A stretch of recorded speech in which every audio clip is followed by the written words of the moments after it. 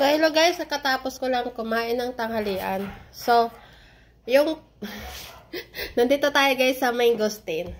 So, ang sabi nga nila daw kasi kapag mayaman ka daw, ang pagkain ng mangosteen ay ganito. Ihiwain mo daw dito. Pasensya na kayo kasi ang nakuha kong kutsilyo ay bread knife. Tamad na ako kumuha. Gaganunin daw, ganun daw ang pagkain kapag mayaman. Ganun. Oh. Yan.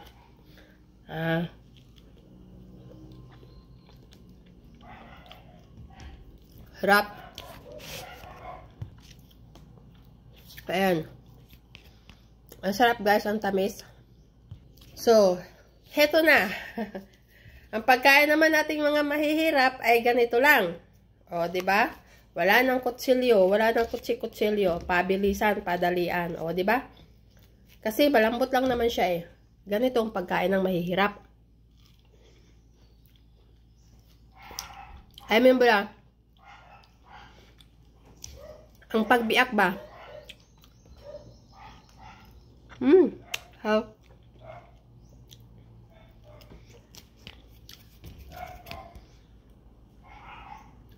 So, ayan guys. Ang sarap ng mangosteen kasi ang tamis. So, bye-bye. Yan ang different ng pagkain or pagbiak ng mangosteen ng mayayaman at saka mahirap. O, diba?